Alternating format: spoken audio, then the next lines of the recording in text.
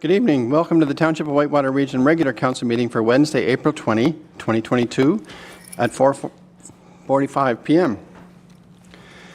As we gather, we would like to acknowledge on behalf of Council and our community that we are meeting on the traditional territory of the Algonquin people. We would like to thank the Algonquin people and express our respect and support for their rich history, and we are extremely grateful for their many and continued displays of friendship.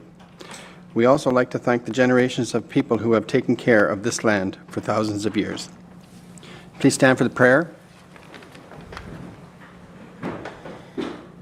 Almighty God, we give thanks for the great blessings which have been bestowed on Canada and its citizens, including the gifts of freedom, opportunity, and peace that we enjoy.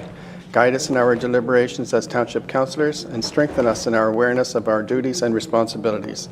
Grant us wisdom, knowledge, and understanding to preserve the blessings of this country for the benefit of all and to make good laws and wise decisions.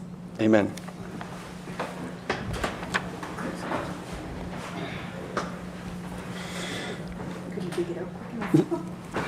Okay, so at this time, council members, any disclosure of interest for this evening? Seeing none, we'll move on. And we have a visitor this evening. We have Mayor Peckett from McNabb Braeside for Sustane Technologies. And Rob, please. Thank you, Mr. Mayor, and thank you to Mayor Peckett for making the time to meet with Council on a very kind of exciting project. You'll recall that our strategic plan speaks a lot to waste management. You had some information at the last meeting about our landfill and its useful life. And Mayor Peckett has been instrumental in attracting Sustane Technologies to McNabb Braeside, and there's potential impacts positively for the whole region. A few months ago, you did see a draft agreement that did come to you, and we sent a letter back to McNabb Braeside expressing our general support for the initiative, and I can follow up with my colleague Lindsay Lee about next steps. What McNabb Braeside did provide us is a very short video on the Sustane technology. So potentially, if we can start with that, and then if there's, if Mayor Peckett wants to say a few words and then answer any questions that council might have. I know we use the term incinerator. I'm not sure if that's technically correct. So Mayor Peckett, I don't know if you want to speak before the video or after the video. It's up to you, but thank you for making the time to give additional information to council. And we know that many of our residents watch online on our YouTube page, so the ability for them to get a sense of the Sustane technologies through the video, but then also through the presentation, I think will be helpful. So, so on that, would you like to start with the video first? Okay, so we'll start with the video then.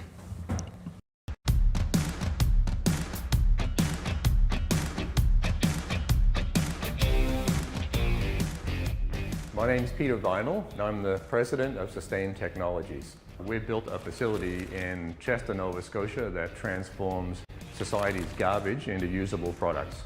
Society's waste is a massive problem. We just passed 7.7 billion people on this planet who generate 2.5 billion tons of waste every year. 2 billion tons is landfill. 500 million tons just piles up or ends up in the ocean. By 2030, it'll be 3 billion tons every year. Methane emissions from landfilling are one of the single largest contributors to climate change. Landfill liners last for 100 or more years, but just how sensible is that when we know it's just a matter of time before they will leak toxic leachates into our water systems?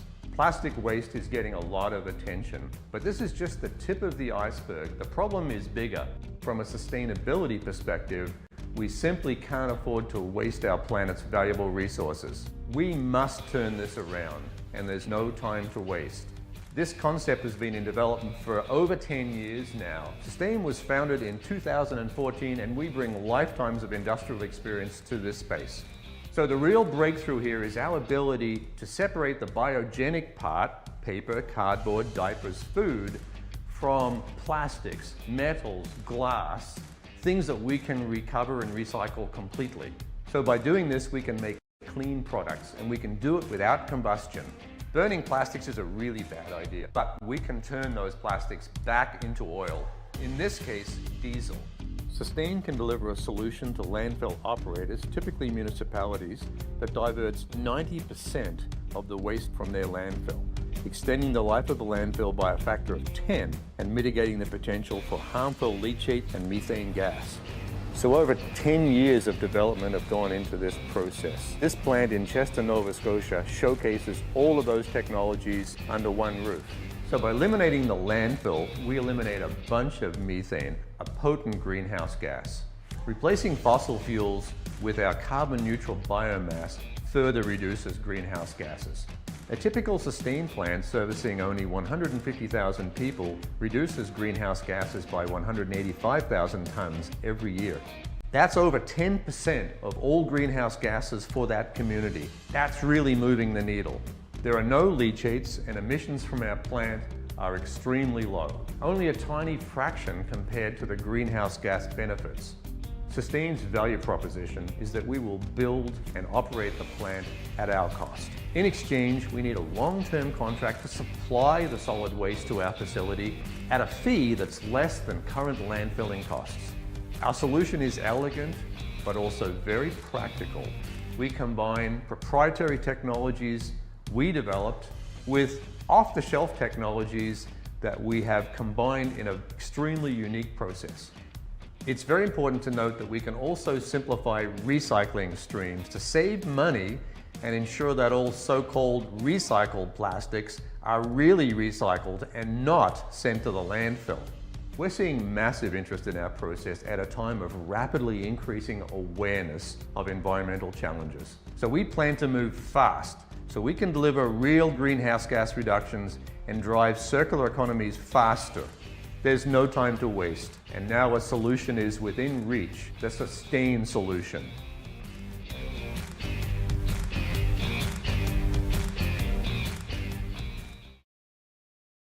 Very interesting. Okay, Tom? Well, first of all, I want to thank Mayor Moore and members of council, staff here this evening for allowing me to come and speak to you, ladies and gentlemen. I think the video says a lot of what Sustane is about. We're at the point now where they're looking, they're getting their financing in place. This plant costs about $30 million, which Sustane pays for, which makes it very inviting for anybody that has garbage to get rid of, rather than having to buy or put up their own plant at the cost of hundreds of millions of dollars, because I did price out one of the incineration plants when I first started on this project, and it was $227 million to start on that. So it's it can't be done.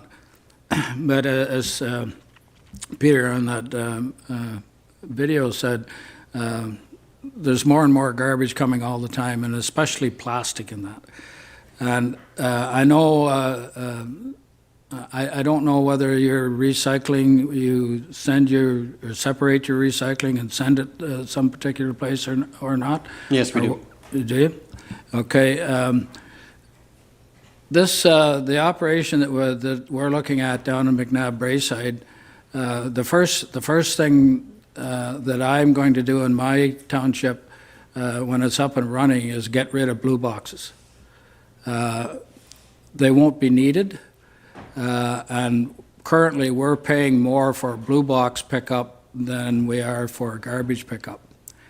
They take solid kitchen waste, so basically everything that comes out of your kitchen, you put it, including cans, glass bottles, all that type of stuff, you just put it in a green garbage bag and put it at the side of the road. It's one pickup. There's, I know a lot of places have a limit on the number of bags that you can pick up each week. I think ours is currently 2. You wouldn't even have to go that way now. So if somebody had 3 or 4 bags one particular week, they can just put it all out at one time. You still need to have your landfill site for other waste like furniture and that sort of thing. So it doesn't get rid of your landfill.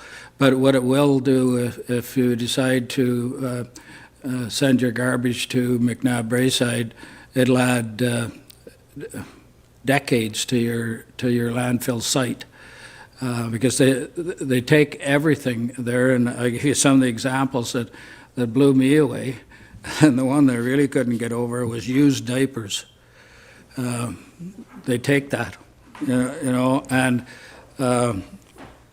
I just had a sandwich and coffee over at Tim Hortons, and I was looking on the table. I had everything I had there goes into their waste bin, but everything I had there, Sustane would recycle. They're looking for all types of plastic. Currently, in my township, and I suspect yours as well, the recyclers do not want plastic bags or low-grade plastic, plastic straws, or single-use. This company takes all of that. They want all of that stuff that you can supply with them. And the good thing about for the residents, they don't have to sort anything. You just put it in that green bag and put it out there for one collection. He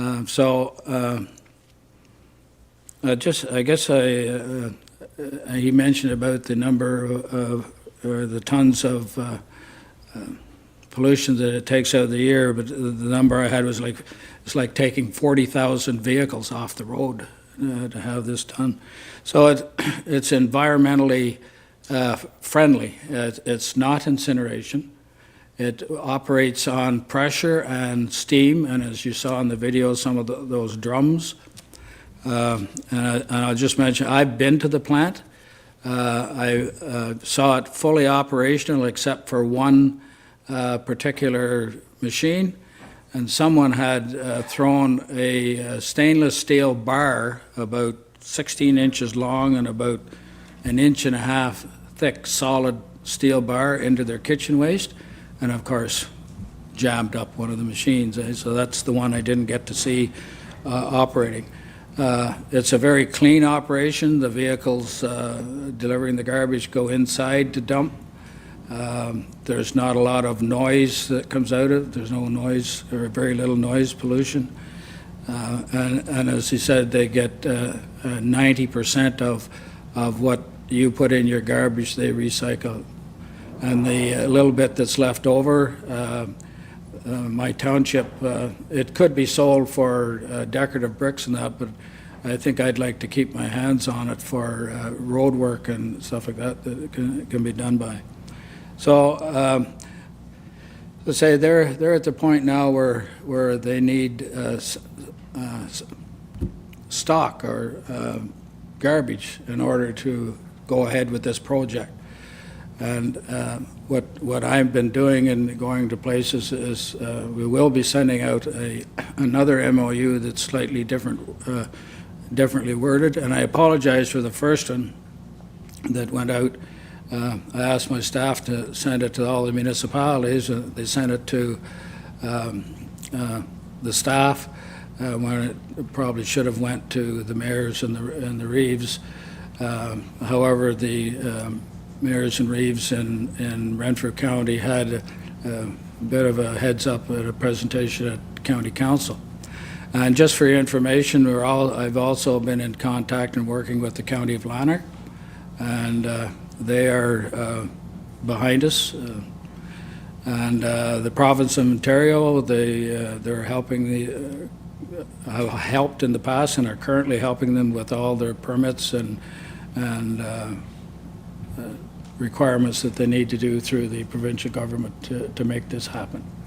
So I'd be happy to try and answer any questions you have, and I assure you if I don't have the answer, I will get to Sustane and I will make sure that the mayor and council get the answers sent back to them. Thank you. Thank you. Councillor Mackay. So what's the population for that plant? How many people will that plant handle? 25 people Yeah. that work there? No, how much garbage? Like what's the catchment of all the garbage? Like 10,000 people, 20,000 people? 150,000? Oh, really? Whoa. 200. We're looking for 200 tons of garbage a day. So would we pay your plant to take our garbage there? You'd pay a tipping fee. Okay. Same as Anywhere you tip, My yeah. township pays a tipping fee. It's a paper thing, but you still have to pay Yeah. tipping fees. So you would bring as much kitchen waste as you want, truck it down and pay the tipping fee, which I've been told is going to be, and I think he mentioned it on the video, will be the same or less that you're paying now. But 200 tons a day is it's a lot of garbage, and I need 150,000 people, and there's 90 some, well, if you count Pembroke, there's 105 in Renfrew County, and there's about 65 or so thousand in Lanark County. We're also looking at some of the commercial outlets in the Ottawa area, just like Tim Hortons, where a contractor will come and pick all that garbage up and dump it in and take it to a landfill. So we can, as I mentioned, what I ate there, I could have recycled everything. So when they bring it there, they must take the cans out? They No. must have, no? Well, they do when in the process. Yeah. They have a machine, I've seen it where there's it's a belt that runs exceedingly fast, and there's bursts of air or something through, and as fast as that belt can go, it takes all the aluminum cans and metal cans and everything, it takes it off the belt. Okay, And it goes into another system to be recycled. pretty good. It's an amazing process to see happening. In my opinion, not everybody recycles, and those that do don't do it very well, because even with the Ottawa Valley waste system up in Laurentian Valley, I guess it is, they're saying they want to keep their recyclable stuff. Well, that's fine. We'll take what they're just going to throw in their landfill, because we know that in that stuff they're throwing in the landfill is a lot of valuable product that can be recycled. And a thing for a rural area too is the big plastic sheath that go on the hay bales. Yep. They just take those, they're ending up in landfills, and they'll be there forever. And I've actually heard that there's the odd farm person who digs a hole and buries it, and that'll be there forever. So you can take all that stuff to help clean up the planet. It's just, plastic is, there's so much, but this is, for me, this is, I think, the best solution that I've seen come along, and I've been working at this thing for getting close to 3 years. That's pretty good. Thank you. Councillor Jackson. Thanks, Tom, for the presentation. One of the questions I have is with regards to the recycling, the single-use recycling. The province is eventually getting away with that. Like, it's going to the wayside, and I don't know what year it's supposed to, but like the stores and all the single-use cutlery, the plastic, that is supposed to eventually disappear. Is that going to affect, because they won't be selling them anymore, is my understanding, that might affect the overall process? I don't, there's so much plastic, and they talk And other about things, single use. I saw where now you can get a paper straw. Yes. How are they working for you? Not good, they mush up. No. So, and other things, what are they going to do with, Sustane has already made inroads where they can recycle from hospitals an IV bag, single use. So there's so many single-use plastics out there. If they ban them all, well, it'd be impossible. My opinion, it'd be impossible to ban all the single-use plastic. Yeah, I totally agree. And the other question I have is, you mentioned just kitchen waste. So the resident would have to separate kitchen waste from other waste, is what you're suggesting? Like anything food-related, like cans, pizza boxes, like that stuff would all go, like cardboard? Or, so then just construction waste and construction waste and things. And another Would thing they still found go in to- one of the bags they opened up was brake shoe in the kitchen waste garbage. That's a no-no, really. It causes problem with the equipment, of course, and that's why we need to stress all kitchen waste. Right. You know, and it includes organics, and as I mentioned, plastic diapers, and the big one at my house is those Keurig K-cups. Well, I used to try and recycle them. It's quite a chore. Now I just throw them in the garbage. This plant can recycle those quite easily. That's good. Well, it's certainly something that we need in this area. It's something that we need to look forward to, and I guess we'll see how it goes. Yeah. But the one thing I didn't, once it's up and running, your existing landfill can be mined. You can go through it, and if there's plastic and recyclable waste in there, this plant will take that too. But as the provincial government has said, no more extensions, no more landfill sites. So we have to do something.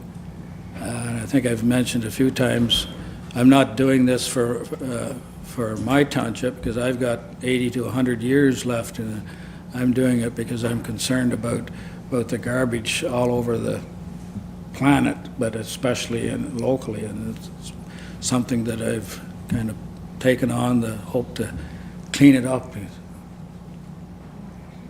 One more question. Just with regards to ownership, so is it just McNabb Braeside that is going to be the full partner with Sustane, or Sustane is just building it there and they're looking after it, or is it going to be township owned, or how's that going to work? Okay, they're going to build a plant on our existing landfill property. We have over 100 acres there. Perfect. For there, and it's going to be built on there. They're going to lease the land from us, and that's the only thing. Like we have a weigh scale there too. They'll rent that from us, but they will be in charge of the plant completely. So Sounds like a good like deal. my township, when we go, we're going to have to pay our tipping fee there. They have to make profit, so they make their profit from tipping fees and the recycled product. As you saw, they make clean diesel or synthetic diesel. The fellow there, Peter Vinyl, he has I guess it must be a 4 or 5 year old small Mercedes diesel car. He's been driving his car around on that stuff for years. So, yeah, so the plant, it's on our property, but it's their plant. And there'll be 25 jobs there to operate it. Councillor Nicholson, please. Yeah, thank you so much for the presentation, Mayor. I've got some questions, and I give it to you, not that I think we can answer them today maybe, but it would give you some idea as to what, when it comes back to council, what are some of the things that we might want to consider. So you talked about a $30 million investment by Sustane. Yes? How long does that plant life cycle for? And is a future investment going to be purely Sustane, or are they going to be looking for investors at some future point? They're looking at a 20-year, I guess you want to call it life cycle. If the product is still there, they will continue, if they have the stock of garbage to keep operating and keep making a profit, they will be there. It can be altered as well to make it bigger. The 200 ton a day is the smallest one. That's what you see in the picture at Chester. But they can make them to handle 400 tons, 600 tons. So they're in it for the long haul. They're not going to invest $30 million and turn around and close it up after 10 or 15 years. As long as the garbage stock is there, they'll be there. Perfect, thank you. The next one is just the agreement would be individually between the township and Sustane. We would basically be contracting them to take so many tons of township garbage each year. Yeah, what we have will be coming out is a newly slightly altered worded MOU, which, you know, is not a binding thing, but it's just an agreement that you want to recycle your garbage at that particular plant. But it's a non-binding agreement, I guess, if you want to call it that. But I'm not sure if that answered your... Well, I think the MOU would just give them an indication of our Yes. willingness to participate, but Yes. it would be a contract between the township and the organization. The reason I ask that is that if they open it up to commercial waste, and it's county-wide, so it's all municipal waste or recyclable waste and as well as commercial waste, will it exceed their capacity? And at some point, could they start going through and saying, yeah, sorry, Township of Whitewater Region, you're not quite big enough. We're going to take all these other ones above you, and you guys just go back to using your landfill. So I'd want to understand that process of how they come to that decision, if that happens over that 20-year period. I don't think, if we got every speck of garbage in Renfrew County and Lanark County, they can quite easily handle that and more. It doesn't take them, like, if we got full support from Lanark and Renfrew, they would probably put in a 400-ton-a-day plant instead of the 200-ton-a-day plant. But even if they do with the 200-ton-a-day plant, they design them so that they could be expanded fairly easily to add on to more garbage. And the whole thing is not to have people go back to using their own landfill sites. This is something the government, you know, they don't want that to happen. So I can't see them 20 years from now coming down back to Whitewater and saying, well, we don't get enough garbage for you, because whatever they get, we're going to take garbage from Head Clara Mariah, which has a population of 350 people. This is a township in Renfrew County. We'll take their garbage. So, can't see it. No, again, I'm just throwing out things that will have to be discussed. Certainly. The other one is just the Blue Box program. As the funding for it changes, just now the province is changing that program where it's more producer pay. I'd be curious to know how that gets factored into the agreement, if the government is funding that, how it would translate into us using Sustane. Okay. So I'll make a comment on that, if may. The Blue Box system, it's been almost dead for a number of years, and they keep bringing it back from its death. It wouldn't affect Sustane, and you mentioned about the user pay, or the companies, the manufacturers pay, but you know who will be paying for that? Buyers. Sure.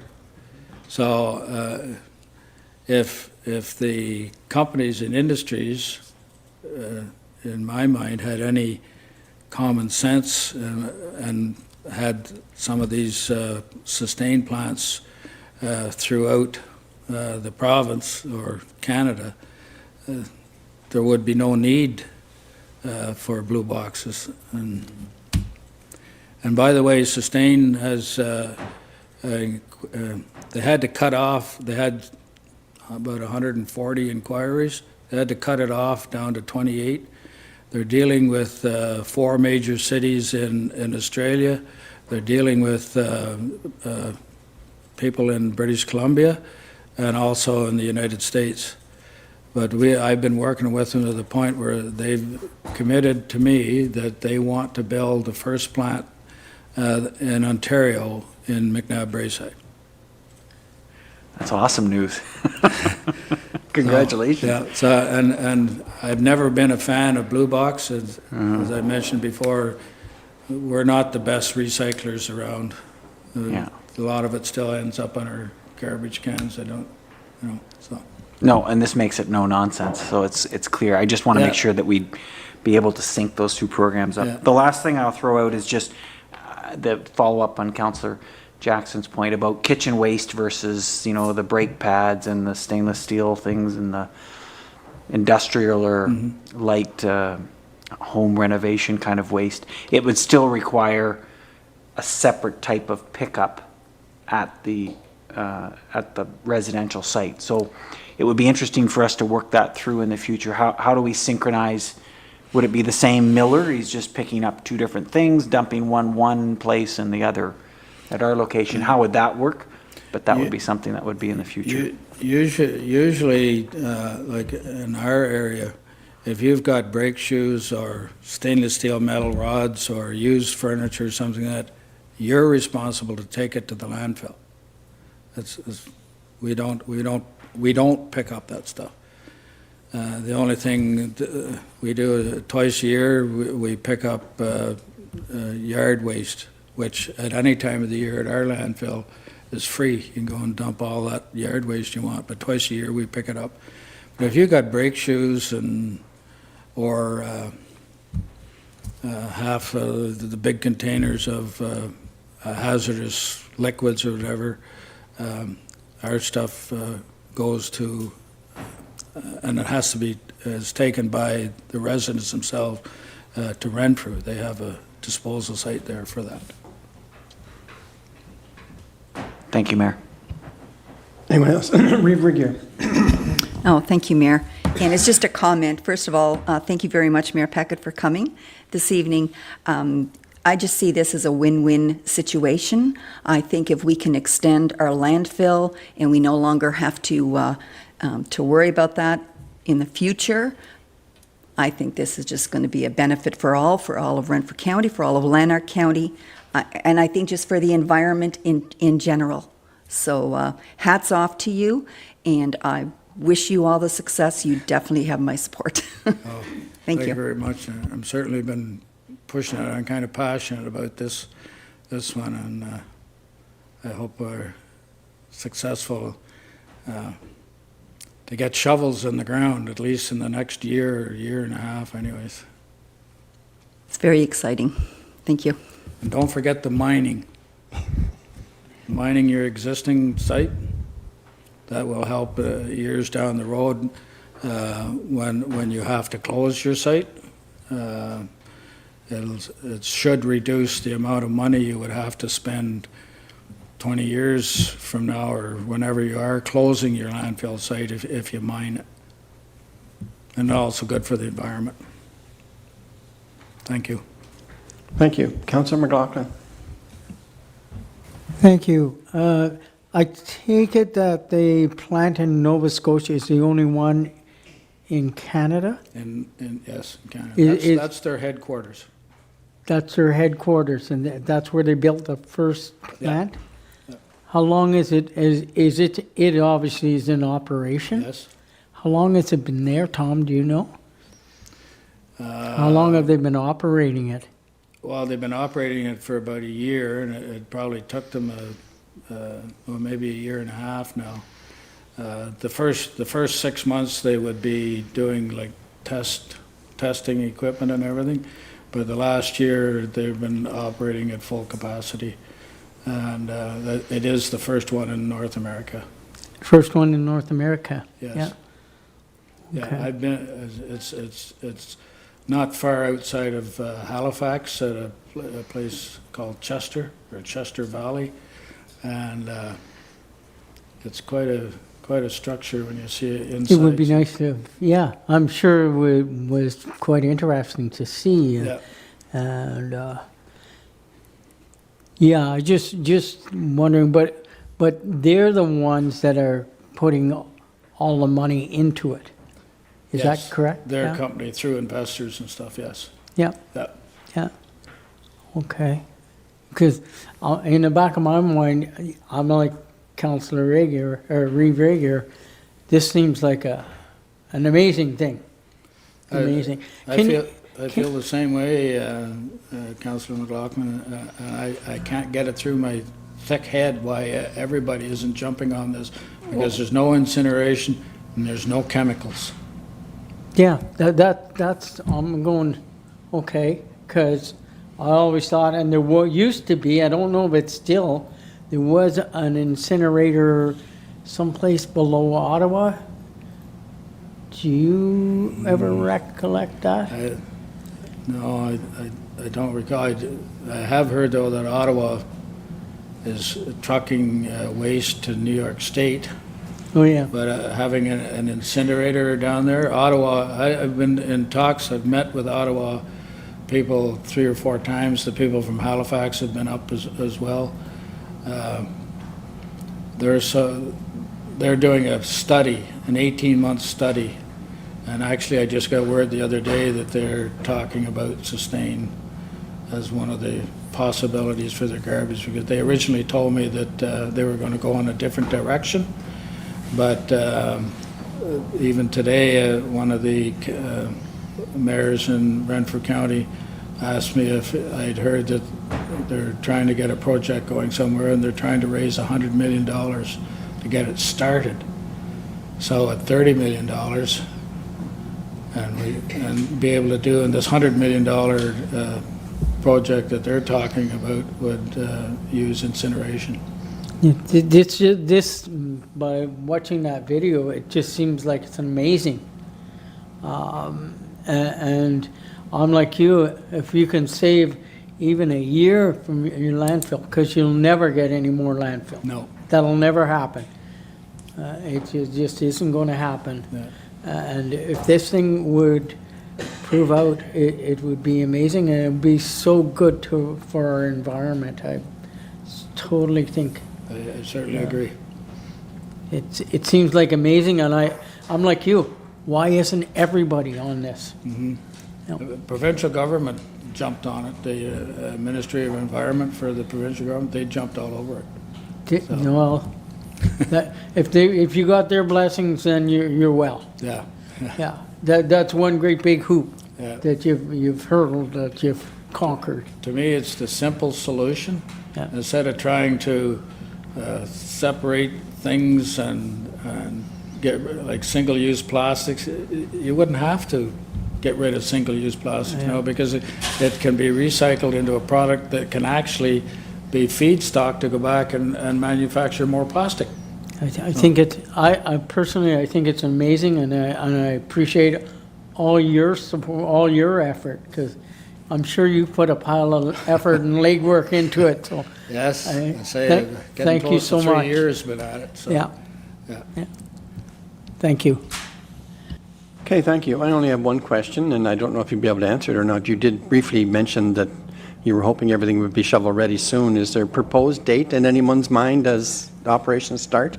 They, as soon as we can firm up that we will have enough stock, and that doesn't mean 200 tons a day.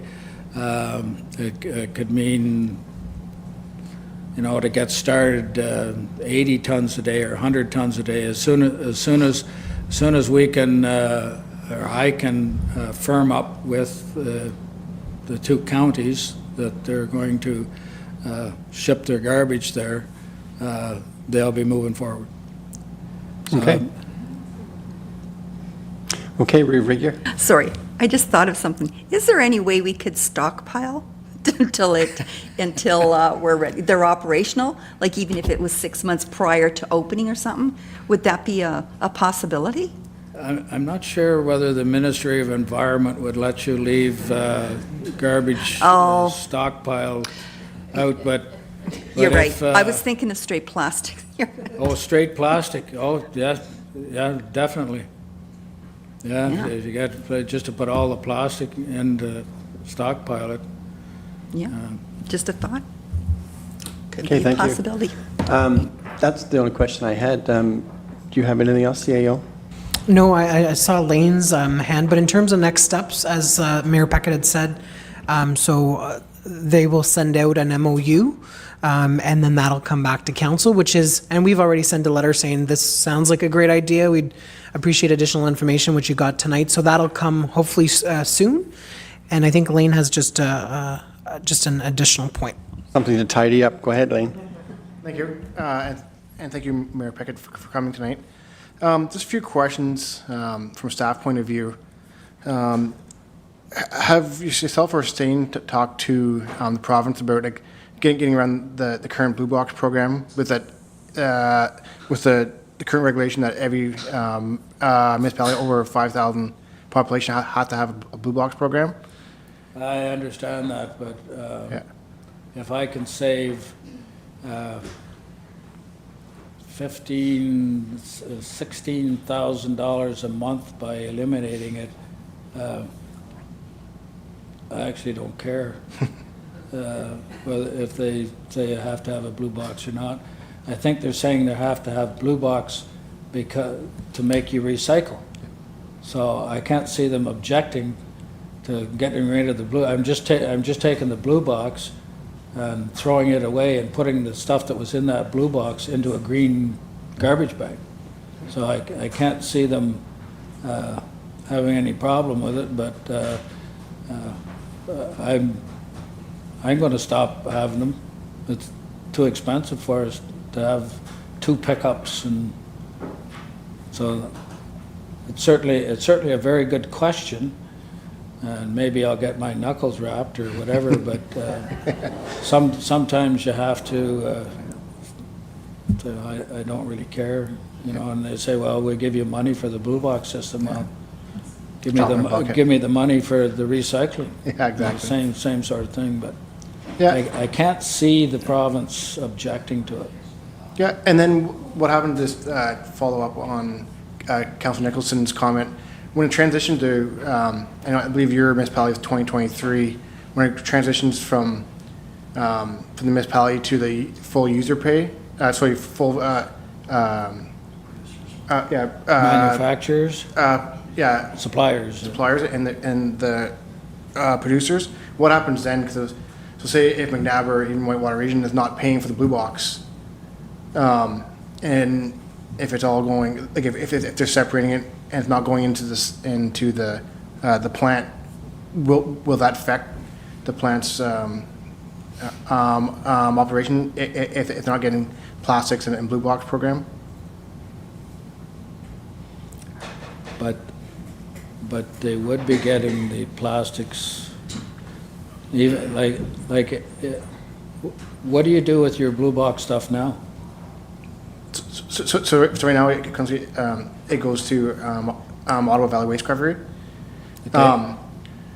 and we'll see what actually happens when the transition happens to full producers. If the municipalities will be running it, or if the producers will be running the blue box program. This question, what happens then?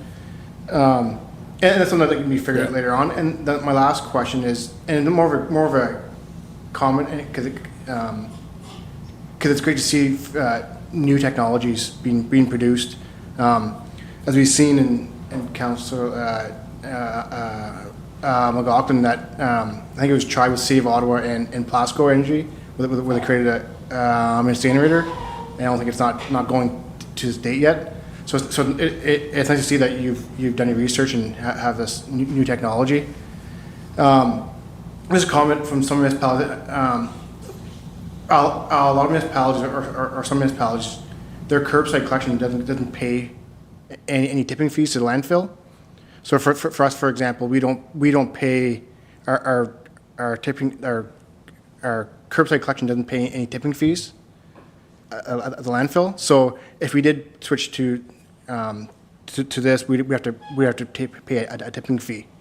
So that's one thing that each municipality would have to start doing, and then really it should be it should be paying for the tipping fees going forward. But that could be one hurdle to get used to, and it's a change for each municipality. So Whitewater where is it going with that? So currently, if you're sending your recycle up to Ottawa Valley Waste, then we still want what you throw in the green bag to go to your landfill. The Ottawa Valley Waste, I understand there's a contract with them or something, you know, but No, we have no contract with them, but, yeah, all again, is some municipalities, their waste, like curbside waste, if it going to Sustane, we have to pay a tipping fee, and right now, some municipalities don't pay a tipping fee to the landfill, so that's something we'll have to change, and it would have time to start changing that and providing a budget for that, but. so my municipality, we have a, over and above the tax levy for the residents, we also have a garbage and recycling fee. I could be wrong in this, I think it's like something like $180 a year, and somewhere, it could be, I can find the exact number, but there is a fee from each household that basically covers the recycling fees and stuff, but for paperwork and tonnage and stuff like that, we dump it, the company that collects it dumps it, pays the tipping fee, and then we basically pay them back the tipping fee and the collection fee. That's all within their payment. Does that sort of answer? Yeah, it's the same stuff, same thing as we do in Whitewater. We have a fee above and beyond our taxes, and that portion only covers the collection part. It pays for the contractor to pick it up, and the processing costs that goes out to that we pay for Ottawa Valley Waste Recovery. And then we have a small portion that goes into our reserves for our landfill, but it actually doesn't pay for actual tipping fees at the landfill. So if we start bringing it to Sustane, there'd have to be a tipping fee built into that cost, which some municipalities are similar, but that's something that we work in the future that start paying for the landfill for tipping fees. And Mayor Moore, you were asking, if I may through you were asking about next steps. So some of those technical questions that Steve, who has been doing landfill for years, and Lane, who before joining us was heavily involved in the Renfrew operations, those details will be worked out, and we'll follow up with Mayor Peckett, or I can follow up with my CAO colleague. But Lane is correct. We do not charge ourselves back for the landfill collect, like the garbage we collect at curbside. We don't charge ourselves back to landfill it. So sending that garbage somewhere else and paying a tipping fee will be an added charge, but that's something that we likely probably should keep in mind in terms of the useful life of our landfill. But those types of technical details will come back, some of them with the MOU, but likely as this moves forward and we get closer to a contract and a formal agreement with Sustane. So this is really this is kind of the intro, the first date, and more detail to come, and we'll bring forward that MOU, and staff will do that due diligence. Stephen Lane will follow up with colleagues in McNabb Braeside as well. So I just want to thank Mayor Peckett for taking the time. He's extremely knowledgeable about this subject, and from a staff perspective and council, if there's any additional questions, if you don't mind emailing Steve, and then as our environmental services superintendent, and then we'll pass them on and get additional information. If I may, Mayor Moore, I have a question. Yes, please. When you collect your garbage, do you pay the people that are collecting it for one price for collecting or one fee for collecting the garbage and another fee for collecting the blue box? And you're correct. Yes, and as you do, we pay more for recycling pickup than we do for garbage. So if you got rid of your blue box, you would more than pay for your tipping fees. It's all going to work out in the end, hopefully. Hopefully. I just want to thank yourself, Mayor Moore, and council and staff again for allowing me here. I'm very surprised that usually You get 15 minutes and that's it, but the folks have allowed me to stay here and rant and rave here for a lot longer, so I certainly appreciate it, and I thank you very, very much for your time. Believe it or not, garbage has been a hot topic around here. Going back to the 70s, when they closed the Beachburg dump. The world was coming to an end, I'm here to tell you. Yes. So, Thank you so much. Have a good evening. thank you, Mayor. Okay, we will move on to announcements, please. Reeve Rigier. Thank you, Mayor Moore. Well, to start with tonight, it is bittersweet that I have to announce that this will be Jordan's last meeting with us. Jordan joined us 5 years ago as manager in Parks and Recreation and has done an outstanding job here, and excellent job for sure. And on behalf of council and all of staff, we just want to take this opportunity to say our loss here at Whitewater is definitely the town of Petawawa's gain. And just we wish you continued success as you advance in your career, Jordan. I think you're going to have a very long, very good career, and we certainly wish you all the best. And please do come back and visit us anytime. I know you've made a lot of friends here too, so and colleagues. So we wish you all the very, very best for sure. We'll miss you. Yeah, thank you for sure. Thank you. Thank you. Councillor McLaughlin. Just one announcement. I guess there's tomorrow night between 6 and 8. There's a public meeting at the arena over maybe I'll just pass it to Lane. I'm not sure if it's ditching or it's the site program. I know it takes in Vera Crescent. Yeah, it's for the Vera, Cameron, and Earl project that's happening in Beachburg. We're doing an open house tomorrow at 6 to 8 at the Cobden Arena. And that's all. Okay, thank you. Thank you, Lane. Councillor Mackay. None at this time. Councillor Jackson. None at this time. Councillor Nicholson, sorry. Thanks, Mayor. Just a couple of our Whitewater Seniors Home Support and Active Living Center activities. There's a few going on next week, so 4, in fact. Wednesday, the 27th in Westmeath, we have an afternoon event with a musician. Wednesday evening here in Cobden, there is a curbside fundraising dinner that's being set up for seniors.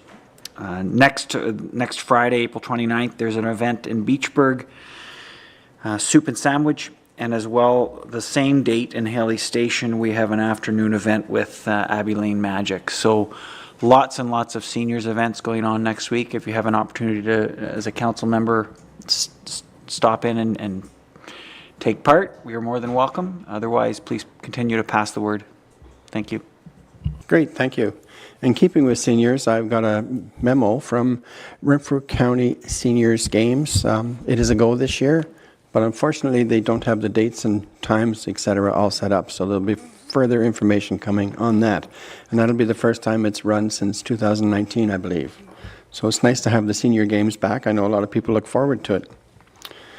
So thank you for that. So now we will move on to 6.1, Ottawa River Power Corporation. Recommendation that the Council of Whitewater Region approve renewal of the ORPC promissory note for a 10-year term commencing May 1st, 2022 to expire May 1st, 2032. Motion and a seconder, please. Councillor Jackson and Councillor McLaughlin. And this goes to Sean, please. Thank you, Mr. Mayor. I was contacted by Orpc a few weeks ago, and obviously looking at our financial statements, I always knew we had shares and there was a note receivable, but never really actually knew what it entailed. But they contacted me as the note receivable is becoming due. So just a quick little history is in the year 2000, Beachburg Hydro and Pembroke Hydro amalgamated to form ORPC, and then later on Mississippi Mills and I believe Killaloo Hydro or whatever their names were at the time also joined. At that time, what happened was the municipality received 147 shares, I believe, common shares. That was kind of their ownership in the ORPC. But then another piece was that there was a $147,000 note receivable, and that, from what I can understand, is the value of the assets at that time that Beachburg Hydro had. So times two. And so with half of it was in shares, half of it in note receivable. The note receivable is signed for a 20-year term, and that's why it's set to expire coming up in May. They did a quick little history also on the note receivable. Is that in 2016, part of their business, they had to meet with the Ontario Energy Board, the OEB, and the OEB asked to see proof of the notes. They looked in their files. I think they contacted municipalities at that time. None of the municipalities had records. They didn't have record. The original interest was 7.something%, 7.25, I believe. And at that time, the OEB basically made them reduce that interest rate down to in the fives. And then now it's going down to 3.49%. They suggested they would like to go to a 10-year term versus a 20-year term, basically because in 20 years, we might not be here. They might not, like their personnel might not be here, and they might hopefully be more top of mind because this original note was very hard to find. I mean, to me, I think it's a very easy thing to do. Right now, our cost of borrowing at those same terms is less than the interest rate that the OEB is setting, and just it's not like we have a negotiation piece here. The maximum cost of capital that ORPC is allowed to have from the OEB is 3.49%. So the next time they will go to the OEB for a reset of that cost of capital will be in 5 years from now. If that rate was to increase, our rate would increase at that time. If that rate was to decrease in 5 years, our rate would decrease. And then in 10 years from now, they would come back likely looking to renew. Or I guess if they wanted to pay the note at that time, they could, but I would assume it'd be to renew the note. Anyway, with all that, I will pass it back to the chair if there's any questions. Thank you. Any questions? Councillor Nicholson. I'm getting the signal, only 2 questions. It's all right, I can draw them out. No. I'm just curious, Sean.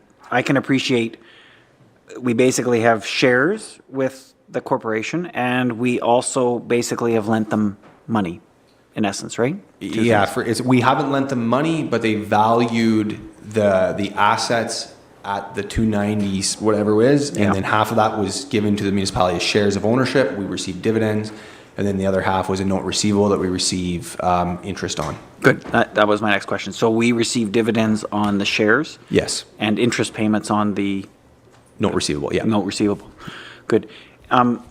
My question is, why do we keep it as a note receivable? Why can't we buy more shares or transfer this into shares? And isn't that the smarter thing to do long term? I don't know. I don't know if that's a great question, and I certainly could ask them that. I would imagine that their shares aren't like they wouldn't probably be issuing any more shares.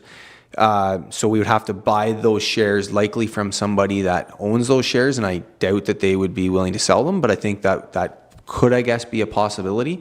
But at that point, we would have to cash out the note if we wanted to use that. So it'd be a timing thing at that point. And as for is it the smarter thing to do? I mean, I think the reality is that the purpose of ORPC was to keep the hydro local and not necessarily for the municipality to really, I guess, profit a ton off of it. And because I think that it's for the residents to keep the cost of hydro lower than maybe it would be if it went to Hydro 1 or whatnot. So I guess we imagine that to answer that question depends what lens we're looking through. Yeah. No, it's perfect, and I think it's a great example of municipal influence on a local corporation, especially of essential service like this. And I think they looked at the same thing for high speed. If I remember correctly, Eorn looked at this model as one opportunity as well. So it's interesting to see how it has actually benefited the municipality and financially and in terms of services to our residents. So something to keep in mind.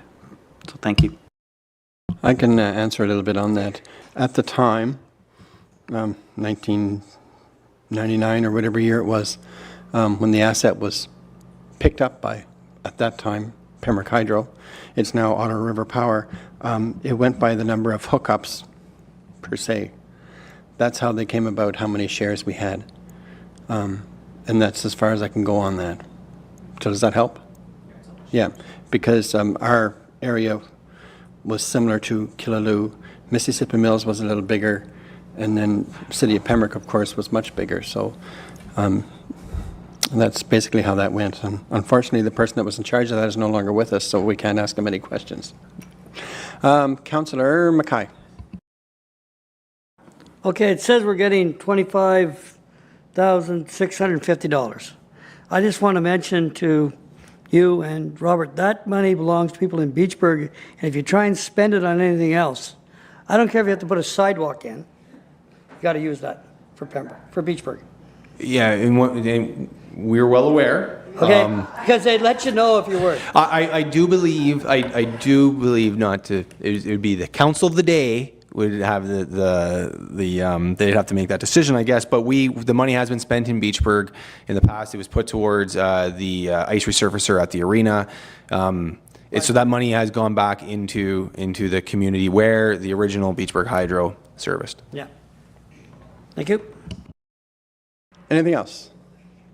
Seeing none, all in favor? Carried, thank you. Now we move on to 6.2, swimming lessons.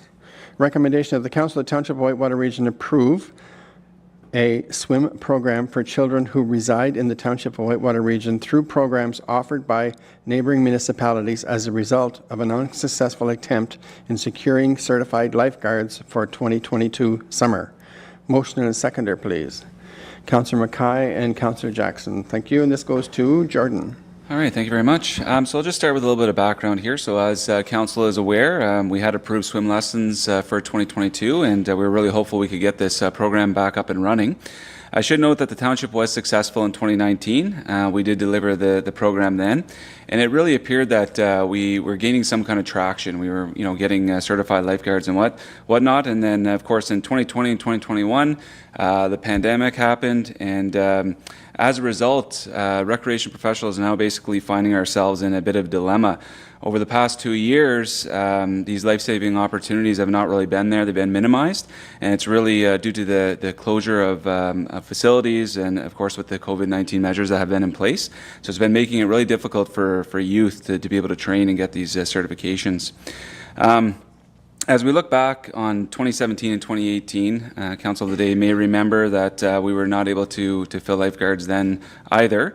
And the department at that time had worked with neighboring municipalities who actually offered swim lessons. So at that time, we worked with the City of Pembroke as well as Bonshire Valley, and we looked at teaming up with them to offset some of the fees for our residents to go and participate. Should Council approve this, we could take the budget amount from the lifeguard salaries to help offset these non-resident fees. Some of the programming that we would be able to offer to our residents from neighboring municipalities would be private swim lessons, aqua-tot, swim preschool, as well as swim kids lessons as well. I would like to reiterate that I think that over the next couple of years, we're going to see this become a struggle, and it's going to become a reality in recreation. And I think that something such as ongoing partnerships is the way that we may have to look at in the future, maybe on a temporary basis or on a regular basis. If we take a look down on the financial implications, we'll see here that the total salaries budget for the swim program was a little under $18,000. And right now, non-resident user fees at the Kinsman Pool is 78% of the resident user fee. So the non-resident user fee for residents of Whitewater Region would cost between $39 and $49 per session, so just depending on what they sign up for. And the non-resident fee would be absorbed, of course, by the amount budgeted for the certified lifeguards. And of course, if this is something that Council would like to pursue, we can tie up the loose ends and coordinate this with the City of Pembroke to be able to provide swim lessons for July and August. And we can also get a poster together and get it out through our social media platforms and website. So maybe what I'll do is I'll just turn it back to the chair if there are any questions. Thank you. Questions? Okay. So I'll go back to Rob then. if we approve this, does this give Jordan the okay to go ahead?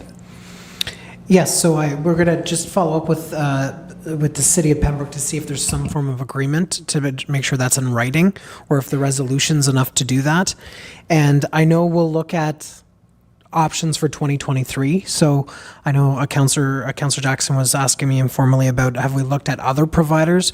The question would be, would they have lifeguards? So I know other places have like lifeguarded beaches, but these are really swim lessons. But I think we were hopeful for this year, it didn't happen, but we'll go with Pembroke for July and August, and then Jordan's replacement will look at the swim program for the 2023 budget and look at all options. But if we need a formal agreement, we'll do that, but we'll follow up with Pembroke to make sure that's a confirmation. So, Okay, thank you. All in favor? Carried, thank you. Now we move on to 6.3, abandonment of an easement, 31 Vera Crescent.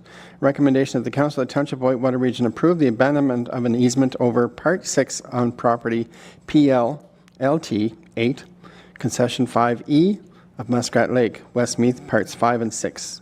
Motion and a seconder, please. Councillor Nicholson and Councillor Mackay. Thank you. This goes back to Lane. Thank you. This report, sorry, just cleaning up a old bylaw that was done in 2013. A little bit of history back on this issue. The three properties that, if you scroll down a little further, sorry, Carmen, the three properties that that are listed, that Part 3, 4, and 6, were a severance, from Part 13 back in 2012, and part of the conditions were was to move the existing drainage ditch that was located on Part 6 to move it over to Part 5 to allow for that Part 6 to be a property. And during the time of the creation of these three properties, an easement was placed over Part 3, 4, 5, and 6, and right to 13. The intent was two parts. One was for drainage. So there's actually a pond located in Part 8, 9, and 10, and a ditch from Part 7 and Part 5. I think the intent of the easement over all their properties was to limit any building until the works were done. And it came to us when the owners of Part 5 and 6 were selling to another party, and a lawyer came to us and provided that there's still an easement over top of it. So this bylaw report and bylaw would remove that easement that which the township has over Part 6. And then the next steps would be that we've also found that Part 2 was, Part 1 and 2 were 1 foot reserve, where Part 2 was assumed to the highway, which is Vera Crescent. But Part 1 is still has 1 foot reserve, which will have to be removed in the future, and also the easement over Part 3 and 4 will have to be removed, same as this one, in the future. Thank you. Okay, any questions? Councillor Jackson? So you're saying now we don't need that as drainage? I think it was so the drainage the ditch is actually located in Part 5. It was in Part 6, but you can see how it skews over. Part of the severance in 2013, they actually moved the drainage ditch to Part 5. So we will still have an easement over Part 5 over the property. Was moved so that they could access Part 6. I mean, Yes. it's hard to follow. So if you scroll down, sorry, you can show us a picture. Part 6 was all of, 31. Yeah, And now what you're saying is part 5 still exists, so we will still have that access for drainage. that's correct. So, As long as we're not losing the drainage. no, we're not. So, yeah, so 31 consists of 2 parts, part 5 and part 6. Okay.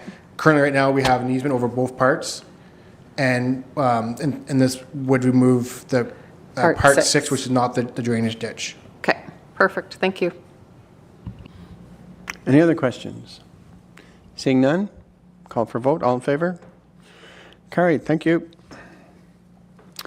Now we move on to 6.4, Site Control Improvement, 1260 Grant Settlement. Recommendation that the Council of the Township of Whitewater Region approve entering into a site plan agreement with Rise Line Enterprises Limited to permit the redevelopment expansion of 1260 Grant Settlement Road, subject to the final approval by the CAO. Motion and seconder, please. Councillor Jackson and Councillor Nicholson. Thank you. And this goes to Rob, please. Just I want to start by thanking Lane for dealing with that, and Carmen and I were smiling because we find a pile of these and roads that are plowed that were never assumed, and so that was a bit of cleanup, and there'll be some cleanup to do the rest of it. So this is a good news story. As you know, the old River Run property was bought by Wilderness Tours, and through the pandemic, the Kowalski family has poured significant investment into the property to operate Wilderness Tours. And with the pandemic, some of that occurred over the last little while. So what we're doing with the site plan agreement is recognizing what's on the ground now, but also Mr. Kowalski's plans over the next year to 2 years as the site continues to be developed, and that's through the site plan process. So the goal here is to bring the site into compliance and to recognize with the site plan and the site plan agreement what is on site. The proponent is working with building services on outstanding building permits, and then any future building permits with any new buildings that might be on site. So there's some cedar units that aren't on site yet, but are shown on some of these sketches. So as those come on site, we know where they're generally going. So I know for the building permit side of things, there's some documentation we're waiting on, but we have a good relationship with the proponent, and we're working through those issues.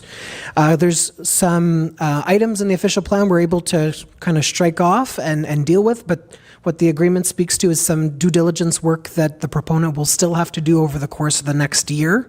One is you'll know with septic that over a certain amount of liters, it's the responsibility of MOE, and when it's below that limit, it's the CBO. So what the site will be doing is monitoring water flows over the next year to substantiate that all that is fine. And there's an EIS and an archaeological study that we know is required. That will be, and the proponent would have a year to do so. So the site has seen significant reinvestment, which means there's been significant work here on site. And what this allows us is to get this part of the process complete and in compliance. And we hope to work on the building permit, the remaining building permits over the next 4 to 6 weeks to make sure those are done. And Sam and Doug have met with Joe, and we feel those are well underway. So if there are any questions, I'd be happy to take them. And Mr. Kowalski I told him the doors are unlocked and he could make it in person, so he's here as well. And I know if he stays, we'll get him to sign the site plan agreement so they can be registered and we can move on to the next steps. Any questions? Councillor McLaughlin? No, sorry. Councillor Mackay, question. I looked at this and my eyes crossed, so I phoned Doug up and he said, no, it's good, go ahead and vote for it. So that's what I'm going by. I don't know, maybe you guys can figure out what some of this stuff is. You're looking, what the? So anyways, Doug cleared it up for me. You have to hit the plus to zoom it out. But if you'd like a paper copy to see the site, the larger one, we're having issues printing them here, but we could get them to you. But it's significant investment in the site, and a lot of, if you were down there 3 years ago and if you go down there recently, you'll see that there's been significant improvement to the site. Thank you. Councillor Jackson. Yeah, I agree with the CAO. I was there a few years ago, and I've been there as recently as last summer, and it looks really good, and these plans are bang on with what's on the ground, and what I see is maybe being proposed in the future. So I congratulate Joe on a job well done during a very stressful 2 summers during a pandemic. And I wish you well this summer. Hopefully it opens up to its full extent, and we can get on with life as we used to know it. Okay, thank you. So, Councillor McLaughlin? Thank you. I think I've got a good firm hand on this because I've worked there when it was River Run, and then Wilderness Tours took it over, and the changes have been amazing. An awful lot of changes and positive things, and I wish Joe the best. He's certainly, we should have pictures before and after to see the work, and nothing wrong before either. It worked. It worked. It's just quite a change as well. So, thank you, Joe. Thank you. Councillor Nicholson?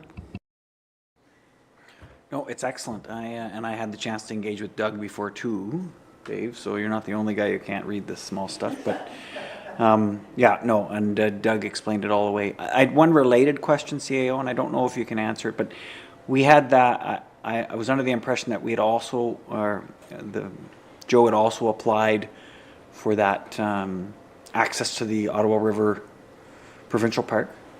Have we had any response, or is there any chance of that response coming before the election, or is it going to be delayed until after election? So not related to the site plan, because it would be, Yes. those would be lands outside those owned by the proponent. I know that the Kowalski family owns other lands that down the road could be developed and zoned appropriately. My understanding is that it was a competitive process from Ontario Parks. I did check in to make sure that they were applying, because I know we have had numerous delegations with the province to say, hey, open up access to both the Westmeath Provincial Park and the Ottawa River Park, because they're important tourism magnets for us. And that has closed, and I think we're just waiting to hear from the province. I'm assuming less about our election in October, more about the provincial election in June. So I would keep an eye out over May. Even at, they announced stuff at the AMO conference in August. So I would say between now and August, I would anticipate that we might hear something about that. And that was the new Minister of the Environment, one of his issues that he was really championing when we met with him when the three of us met with him earlier this year. So unless I don't think we've heard, there haven't been any announcements, but I would expect some sort of announcement before the June election, or at the latest at the AMO conference in August. That's perfect. And this site plan, now that it can be approved, assuming it gets approved and all signed off, it'll put us, I'm assuming it'll put Joe in a great position if that competitive bid is supported by the province. Certainly, and I know that Wilderness Tours has a long history of commercial operations and with regard to nature and tourism, which seems to be like a really good fit. And based on the parameters, and I know you reviewed them as well, the parameters that the Ontario Parks was putting out, they're looking for partners that can hit the ground running. And I think in this case, it should be a no-brainer for the province, but it's outside our control. What we did is we begged and asked and did our best to encourage the initiative. Perfect. Thank you. Okay, thank you. Seeing no other questions, we'll call for a vote. All in favor? Carried. Thank you. Now we move on to notice of motion. Anyone have notice of motion? Seeing none, we'll move on. Thank you. We'll move on to 7.1. Whoa. No, he's going to the one in the paper. 7.1, yeah. Yeah. I went to 7, then I'm going to 7.1. 7 is for new. Okay. Right? And then 7.1 is a continuation. Nice, you're all looking after me. Keep me on track. Okay, so 7.1, Ottawa Valley, Ontario Health Team. This is through Councillor Nicholson. And it says, therefore be it resolved that the Council of the Township of Whitewater Region endorse the Seniors and Older Task Force's participation in the OVOHT and authorize the CAO to enter into a required collaborative decision-making agreement which will allow the Seniors Liaison Coordinator to formally participate as a wholesome partner with the OVOHT. So this motion was put forward by Councillor Nicholson, so we need a seconder, please. And Reeve Rigier will be the seconder. And this goes to Councillor Nicholson? Who does this go to? Councillor Nicholson. No, and the motion is detailed, because it was supposed to be a report before, but there's lots of information there. I won't amplify it. I'll take any questions if there's questions from the other members. Thank you. Any questions? No? I just know it's a lot of work, and you put a lot into it, and thank you for that. So, call for a vote. Oh. Call for a vote. All in favor? Carried. Thank you. Now we'll move into 8.1, adoption of minutes. Recommendation of the Council of the Township of Whitewater Region approve the regular minutes of April 6, 2022. Motion and a seconder, please. Councillor McLaughlin and Councillor Mackay. All in favor? Carried. Thank you. Now we move on to correspondence, and that's where you see the one from the Renfrew County Senior Games coming ahead, but no date. And the rest is there for, Councillor Jackson. Are they looking for sponsorship for the Renfrew, the senior games, and should we be bringing that forward? I have the paperwork here, and I will turn it over to the CAO, and there is more to come later, it says. So because there's no dates or anything finalized yet. what the mayor has asked, through you, Mr. Mayor, has asked about this, if there are some components of the events happening in Whitewater region, they could access an event grant that we have through Economic Development and Tourism. If not, and it's a general sponsorship and none of the events are happening in Whitewater, they can't qualify under that, but we would look at other sources of funding. So either bring it separately to council to approve, or if councillors wanted to individually support it. So we're hoping in the next little while we'll know, so we can, if they have any component of the games happening here, we could put them through the events grant, which would be easier. If not, we'll bring it forward to council. Okay, thank you. Yeah, it's nice to see it back. So now move on to 10. Councillor Nicholson? Can I make a comment on 9.3? 9.3, you sure can. 9.3, yes, you can. Okay, I went through it and I just wanted to emphasize, because I've received a number and the CEO is tracking, but public concern on short-term rentals, the licensing short-term rentals and monitoring short-term rentals for the zoning bylaw review. It's an issue. I don't know if you're also getting that kind of feedback from residents, but it is a concern. We're talking about Airbnbs. The second thing in there, and sorry. If I can respond to that, and I did tell the councillor this.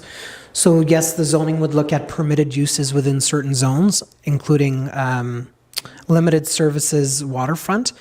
However, and when I worked in Meaford, it did require a separate licensing scheme. So if you're looking at the city of Ottawa as an example, or others, it's like licensed, like kennels, very similar with standards and a licensing fee. I would say staff will not do any work on that unless directed by council to do so, because it would be intensive to bring it to do it, but it would be intensive to enforce it. So I just wanted to say the zoning review will speak to permitted uses in certain zones. So in a way deal with this issue, but this is a broader conversation that needs to be had in the community and with the next council in terms of if you go down the road of licensing short-term rentals. So I just wanted the public to be aware of that. Because the zoning bylaw review will not address those specific questions about enforcement of short-term rentals and the amount of parking and all that other stuff. Those are licensing schemes that future council will have to direct. No, and that will come back to us. This is just the background report, right, Rob? So the final report will be this summer before the end of this term, right? Okay, good. So then it would have to be reviewed in a strat planning process or something to that effect. Does that make sense? Okay, good. The second one is a question for staff, and I know Ivan's not here, but there's just one issue that has come up a couple times, and I wanted to make sure that it was being considered by the consultants in the zoning bylaw review, and that's communal septic systems. and policies related to communal septic systems. And communal septic systems are related or specific to us because we only have one settlement area on a septic system, and that's here in Cobden. Whereas it would make the other settlement areas, it would give another option with these communal systems.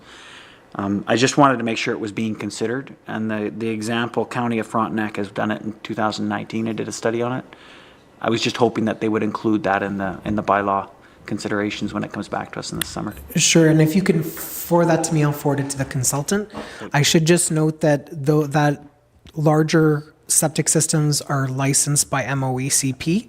So again, this is an issue that would tangentially be dealt with in the zoning bylaw, which is really about consolidation. It's about old bylaws and bringing them up to modern standards. That might be a longer term project, but if you can forward the information to me, I'll make sure that it's in the hands of Ecovue. Excellent. Thank you, CEO. Okay, thank you. Seeing no other questions, we'll move on to 10.1 bylaws.